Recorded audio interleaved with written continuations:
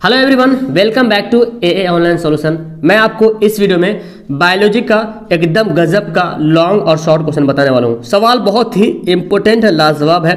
अब देखना यह है कि इनमें से कितने बच्चे हैं जिनको इन सारा सवाल याद है। मैं यहाँ पे 10 क्वेश्चन बताने वाला हूँ, ठीक है ना। तो अब देखना, जब वीडियो लास्ट होगा तो तुम लोग मुझे कमेंट करके बताना कि कितना याद था। चलिए पहले पूरी वीडियो देखें और मैं आपको समझाते जाऊँगा, ठीक है ना। सबसे पहले सवाल, किण्वन क्या है, कहाँ होता है। देखिए, किण्वन वह रासायनिक क्रिया है जिसमें सूक्ष्म जीव जैसे ईस्ट शर्करा का अपूर्ण विघटन करके, शर्करा समझ रहे हैं ना, उसका अपूर्ण विघटन करके CO2 तथा एल्कोहल और एसिटिक अम्ल आदि का निर्माण होता है, ठीक है ना। क्या होता है, विघटन करके CO2 तथा एल्कोहल, CO2 और एल्कोहल एसिटिक अम्ल आदि का निर्माण होता है। किण्वन उसको क्या बोलते हैं, किण्वन कहते हैं। समझ में आया। किण्वन एक जो है केमिकल क्रिया है, एक होता है रासायनिक क्रिया, एक होता है फिजिकल, ठीक है ना। तो किण्वन क्या है, केमिकल क्रिया है, रासायनिक क्रिया है जिसमें सूक्ष्म जीव जैसे ईस्ट हो गया, उसका शर्करा का अपूर्ण विघटन करके CO2 तथा एल्कोहल एसिटिक अम्ल आदि का निर्माण होता है, उसको किण्वन कहते हैं। यह कहाँ, शराब में, पावरोटी में, बिस्कुट में पाया जाता है। आप यहाँ बिस्किट भी लिख सकते हैं, कोई दिक्कत नहीं, ठीक है ना। तो किण्वन की क्रिया कहाँ होता है भाई, कहाँ होता है, तो शराब में होता है, पावरोटी में, बिस्कुट में पाया जाता है ये किण्वन। क्लियर है। बहुत ही सिंपल सा सवाल, 2 नंबर का सवाल है यार। इस टाइप का सवाल तो आपको याद करना ही करना है। ओके, चलिए देखिए सवाल देखिए क्या बोलता है। श्वसन और प्रकाश संश्लेषण में क्या अंतर है ना। देखिए, श्वसन प्रकाश संश्लेषण तो आपको 2 तरह से पार्टिसिपेट कर लेना है, नहीं तो फिर आप लाइन बाय लाइन भी लिख सकते हैं। जैसे कि देखिए, अगर मैं इस तरह से मैं आंसर दूंगा तो ये कैसे लिखूंगा, यह पौधों और जंतुओं की प्रत्येक कोशिकाओं में होता है। मैंने पहला लिख दिया श्वसन के बारे में। श्वसन कहाँ होता है, पौधों और जंतुओं दोनों कोशिकाओं में होता है, ठीक है ना। और प्रकाश संश्लेषण लिखते हैं, यह पौधों की उन कोशिकाओं में होता है जिसमें हरित लवक पाया जाता है। यानी कि हरित लवक पाया जाता है, उसमें होता है प्रकाश संश्लेषण। या तो आप डायरेक्ट लिख सकते हैं, यह क्रिया केवल पौधों में होता है। आप इतना भी लिखोगे तो हमारा ये डिफरेंस समझ में आ जाएगा। अगर आप इसको लाइनिंग बना के लिखते हो तो पता कैसे लिखना पड़ेगा, यह पौधों और जंतुओं की प्रत्येक कोशिकाओं में होता है, जबकि यहाँ पे जबकि ऐड करना पड़ेगा, जबकि प्रकाश संश्लेषण केवल पौधों में ही होता है। तो आप लाइनिंग बाय लाइनिंग आंसर लिखोगे तो इस तरह लिखोगे। अगर पार्टिसिपेट कर दोगे तो आपको इस तरह लिखना पड़ेगा। दूसरा देखें, यह एक उपचयन क्रिया, यहाँ पे उपचयन लिखेंगे, ठीक है ना, उपचयन, ठीक है ना। श्वसन आपने पढ़ा है, श्वसन जो है ऊष्माक्षेपी अभिक्रिया है, ऊष्माक्षेपी को उपचयन भी कहते हैं। तो श्वसन कैसा है, एक उपचयन अभिक्रिया है। और प्रकाश संश्लेषण जो अपचयन है, क्योंकि इसमें क्या, देखो इसमें क्या होता है, इसमें ऑक्सीजन का योग होता है। उपचयन में ऑक्सीजन का योग होता है, श्वसन जब करते हैं तो ऑक्सीजन का योग होता है, और इसमें क्या होता है, ऑक्सीजन त्यागता है। इसलिए तो प्रकाश संश्लेषण जब होता है तो ऑक्सीजन त्यागता है, बाहर निकल जाता है ऑक्सीजन। इसमें प्रकाश संश्लेषण में ऑक्सीजन बाहर निकलता है, जिससे हम मानव को फायदा होता है, ठीक है ना। तो ये श्वसन एक तो याद ही था आपको, श्वसन जो उपचयन है और प्रकाश संश्लेषण अपचयन है। देखिए, इसमें भोजन की ऊर्जा निष्कासित होती है। इसमें क्या होती है, भोजन की ऊर्जा, और इसमें ऊर्जा का भोजन के रूप में संग्रहण होता है। इसमें भोजन की ऊर्जा निष्कासित होती है, जो भोजन खाते हैं ना उसकी ऊर्जा जो है निकलता है, और इसमें ऊर्जा का जो है भोजन के रूप में संग्रहण, इसमें जो है ऊर्जा जो है संग्रहण होता है, जमा होता है, ठीक है ना। और इसमें जो है ऊर्जा, भोजन की ऊर्जा जो है निष्कासित होता है, जो भोजन करते हैं ना उससे जो है ऊर्जा निष्कासित होता है। और इसमें जो है ऊर्जा का भोजन के रूप में क्या होता है, जमा होता है। जो एनर्जी हम लोग खाते हैं ना, जैसे हम लोग क्या है ना भोजन खाते हैं तो ऊर्जा मिलता है, और इसमें जो ऊर्जा का जो है भोजन के रूप में जमा होता है। इसको भोजन नहीं चाहिए पेड़ पौधों के लिए, पेड़ पौधों को ऊर्जा चाहिए, उसी के लिए वो भोजन हो जाएगा। और हम लोग को ऊर्जा के लिए क्या चाहिए, भोजन चाहिए। तो ये 3 अंतर लिख दीजिएगा, 2 नंबर तो हंस के देगा आपको। ये सवाल भी अपने आप में बहुत ही इंपॉर्टेंट महारत हासिल है इसका।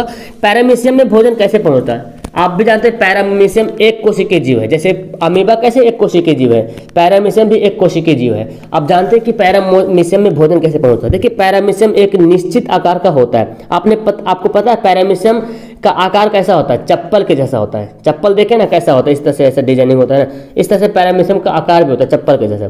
तो पैरामीशियम एक निश्चित आकार का होता है, वो बढ़ता घटता नहीं, एक निश्चित उसका आकार है एकदम, मतलब एक आकार जो उसका निश्चित है ना, घटे बढ़ेगा नहीं। तो पैरामीशियम एक निश्चित आकार का होता है। जैसे अमीबा कैसे होता है, अपना आकार बदलते रहता है, कभी ऐसे हो गया कभी ऐसे हो गया, लेकिन पैरामीशियम का आकार नहीं बदलता है, उसका चप्पल के जैसा तो उसी तरह रहेगा। तो एक निश्चित आकार का होता है। अब देखिए, इसका शरीर पर प्रचलन अंगक सीलिया से ढका होता है। जो पैरामीशियम का जो शरीर होता है ना, उसका प्रचलन जो अंग है जिससे वो ग्रहण करता है जो कुछ भी, वो सीलिया नाम का एक होता है, उससे जो है ढका होता है। पैरामीशियम में भोजन का अंतर्ग्रहण शरीर के एक निश्चित स्थान से होता है। तो देखिए याद रखिए, भोजन का अंतर्ग्रहण किस में होता है? पैरामीशियम में होता है। जब आप सब्जेक्टिव को याद करोगे ना तो ऑटोमेटिक है कि ऑब्जेक्टिव आपको याद हो जाएगा। इसलिए मैं बोलता हूँ, बार बार बोलता हूँ कि यार सब्जेक्टिव क्वेश्चन पे ज़्यादा फोकस करोगे ना तो ऑब्जेक्टिव तो ऑटोमेटिक याद हो जाना है, बाकी आपकी मर्जी। देखिए, पैरामीशियम में भोजन का अंतर्ग्रहण शरीर के एक निश्चित स्थान से होता है। मतलब जो भोजन का अंतर्ग्रहण करता है ना, वो उसका एक निश्चित स्थान बना हुआ है। जैसे मानव का क्या है? एक मुंह है, मुंह से खाना खाएगा, थोड़ी ना नाक से खाना खाएगा, आंख से खाना खाएगा।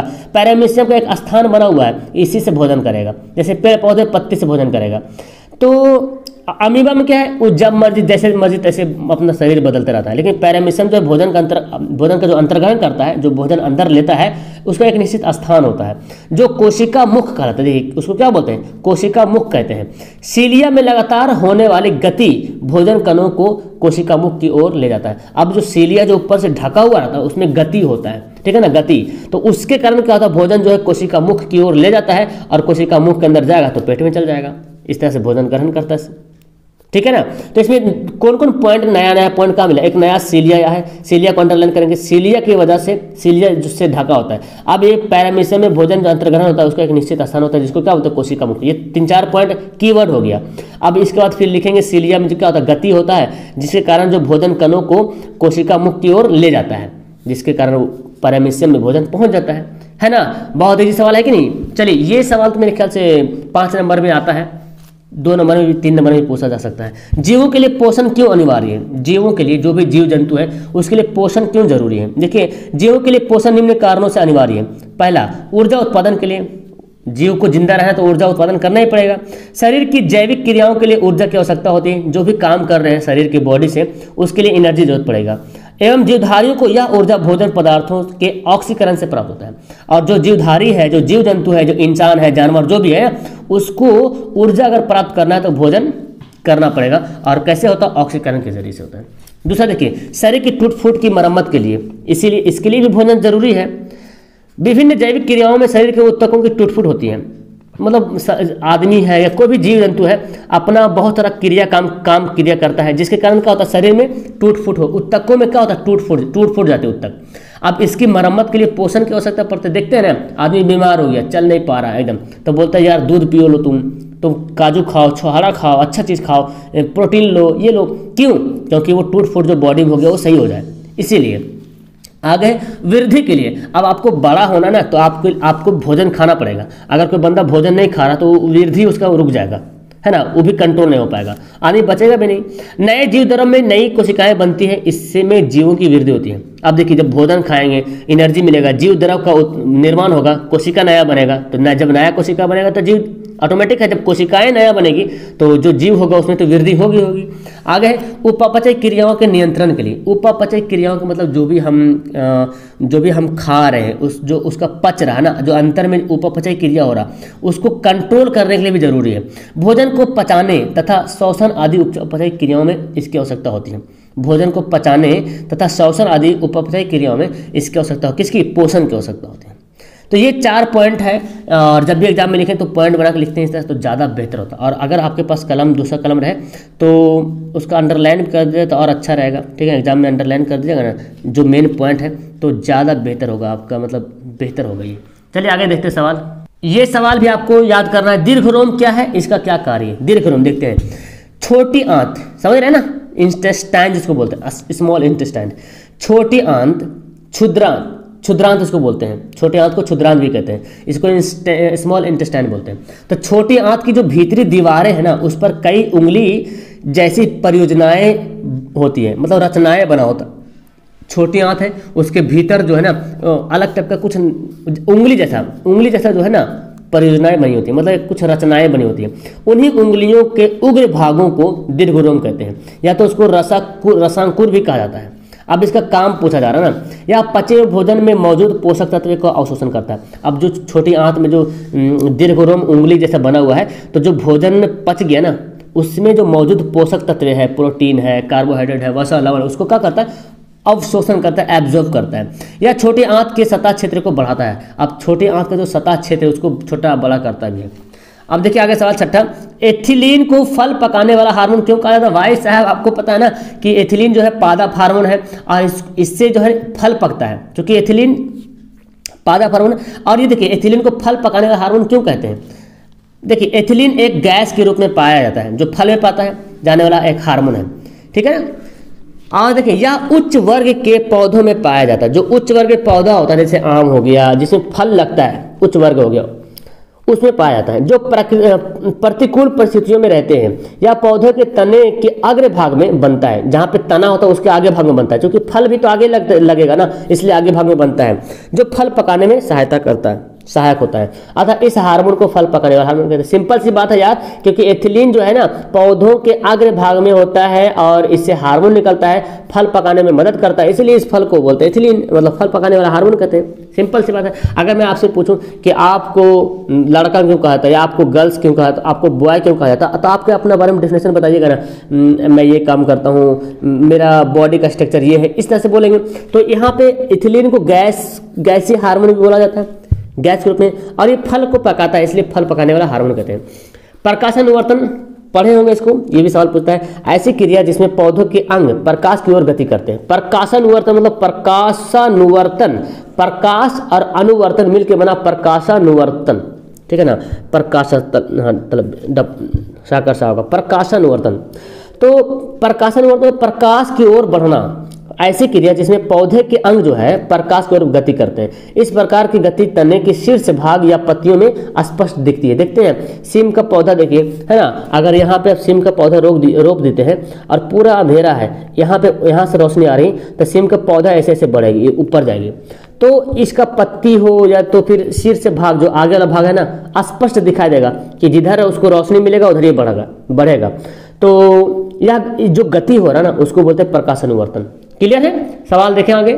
चलिए भाई 8वां सवाल देखिए, समजात अंग की परिभाषा दे, उदाहरण के साथ बताइए। समजात अंग, देखिए वातावरण में रहने वाले जंतुओं के कुछ अंग ऐसे होते हैं जो संरचना और उत्पत्ति के दृष्टिकोण से तो समान होते हैं, लेकिन अपने वातावरण के अनुसार वे विभिन्न कार्य करते हैं। ऐसे अंग को समजात अंग कहते हैं। मतलब देखिए समजात मतलब एक ही जात का अंग। अब देखिए कोई आदमी एक जात का आदमी होता है, मान लीजिए कि कोई यादव है, तो यादव में बहुत सारा जात है, लेकिन कोई अलग अलग काम कर रहा है, कोई इंजीनियर है भाई, कोई रेलवे ड्राइवर है, कोई बैंक में काम कर रहा है कि नहीं, वही समझो समजात मतलब समान जात का, जात बराबर है लेकिन काम अलग अलग है। वातावरण में रहने वाले जीव जंतु, यहाँ पे चूंकि समजात है, जीव जंतु के बारे में बात किया जा रहा है। जीव जंतु के कुछ अंग ऐसे होते हैं जो संरचना यानी कि बनावट और उत्पत्ति के दृष्टिकोण से तो एक समान होते हैं, सेम लगेगा, लेकिन जो काम है उनका काम जो है भिन्न भिन्न है। ऐसे अंग को क्या बोलेंगे? समजात अंग। जैसे मेढक देखिए, पक्षी, बिल्ली, मनुष्य, इसमें से बहुत सारे अंग ऐसे लगेगा समजात, सेम टाइप का। जैसे मनुष्य का हाथ देखिए और बिल्ली का हाथ या कुत्ते का आगे वाला हाथ देखिए, आगे वाला पैर देखिए, दोनों सेम लगेगा, बना हुआ लगेगा सेम टू सेम है, लेकिन कुत्ता आगे वाला पैर को बहुत कुछ अलग अलग काम में इस्तेमाल करता है, उससे दौड़ता भी है। और हम लोग आगे हाथ से थोड़ी दौड़ते, हाथ से खाली खाते हैं, खाना पकड़ते हैं, खाते हैं। तो ये सब हो गया, इसका उदाहरण हो गया, इसमें समजात अंग पाया जाता है। अब आखिरी सवाल, ये 5 नंबर वाला सवाल है, ठीक है ना। परागन क्या है? उदाहरण सहित बताइए। ओके, चलिए देखते हैं परागन क्या, उदाहरण सहित इसको बताना है। देखिए पुंकेसर के परागकोश से, अब क्या बोलता है? उदाहरण सहित मतलब उदाहरण भी बताना है। पुंकेसर के परागकोश से स्त्री केसर के वर्तिकाग्र पर पराग कणों के स्थानांतरण को परागन कहते हैं। देखिए पुंकेसर जो नर पुष्प होता है ना, नर समझ रहे ना, मेल जो फ्लावर होता है, तो जो नर पुष्प होता है उसके जो है पुंकेसर के परागकोश, वहां से स्त्री केसर के वर्तिकाग्र पर परागकणों के स्थानांतरण को क्या बोलते हैं? परागकण कहते हैं। तो परागकोश क्या होता है? परागकण जैसे हम लोग कैसे बोलते हैं? स्पर्म बोलते हैं, है ना, स्पर्म। तो यहाँ पे ना पौधों के लिए पुंकेसर आया जो मेल में पाया था, उससे जो है पुंकेसर के जो परागकोश उससे निकलेगा और स्त्री केसर के वर्तिकाग्र तक पहुंचेगा क्या? परागकण। और जो स्थानांतरण हुआ पुंकेसर से निकला स्त्री केसर में पहुंचा, उसको बोलेंगे परागन कहते हैं। ये क्रिया है, ये परागन क्या है? क्रिया है। परागकण का ट्रांसफर होना परागन कहलाता है। सिंपल समझे, परागकणों का यह स्थानांतरण जब एक ही फूल में अथवा एक ही पौधे के 2 फूल के बीच होता है तब इसे स्वपरागन कहते हैं। समझ में? स्व मतलब खुद का। देखिए परागकण स्थान क्या बोला, परागकणों के या स्थानांतरण, जो बदलाव हो गया, जो इस पुंकेसर से स्त्री केसर पे आ गया, तो बोला जा रहा कि परागकणों का या स्थानांतरण जब एक ही फूल में या एक ही पौधे के दो फूल में, जैसे एक ही गुलाब का पौधा है, कुछ ही मान लीजिए कोई पौधा है, उसी पौधे का दूसरा फूल में चल, उसी पौधे का एक पौधा में बहुत सारा फूल होता है ना, तो उसी पौधे के दूसरा फूल में चल गया, तो उसमें जो स्थानांतरण होगा तो उसको बोलेंगे स्वपरागन। स्वपरागन मतलब उसी पौधे को उसी पौधा में आ गया, इसी पौधा का बीज है उसी पौधा में पहुंच गया, तो उसको स्वपरागन बोलेंगे। स्वपरागन करने वाले फूल अधिकतर आभाहीन तथा सफेद होता है, सफेद टाइप का होता है। जब यह परागन क्रिया एक ही जाति के दो अलग अलग पौधों के फूलों के बीच होती है तब उसे पर परागन कहते हैं, मतलब इस पौधा का उस पौधा में चल जाना, उसको बोलेंगे पर परागन। पर परागन करने वाले फूल अधिकतर रंगीन आकर्षक होते हैं, समझ में आ रहा ना, यानी कि स्वपरागन जिसमें होता है उसमें फूल अक्सर जो है सफेद कलर का होता है, और जो पर परागन होता है उसमें भाई पर परागन को समझ रहे हैं, थोड़ा सा अच्छा रंगीन होगा, आकर्षक होगा। अब मैं इसका आगे दिखाता हूँ, देखिए आपको उदाहरण के सहित बताना, उदाहरण के साथ, तो उदाहरण ये दीजिएगा ना, देखिए मेरा एक पौधा है, अब देखिए यहाँ पे समझिए, ये है यहाँ से निकला परागकण, यहाँ से निकला और यहाँ पहुँच गया, एक ही पौधा था, एक ही पौधा था, यहाँ से निकला यहाँ पहुँच गया, तो इसको बोलेंगे स्वपरागन। स्व मतलब खुद का परागन हो रहा। अब देखिए इस पौधा का निकला और इस पौधा में जाके हवा से उड़ के कहे जैसे भी यहाँ पहुँच गया, तो इसको क्या बोलेंगे, पर परागन बोलेंगे। ये एग्जाम्पल बनाना, आपको पेड़ वगैरह ऐसे बना दीजिएगा।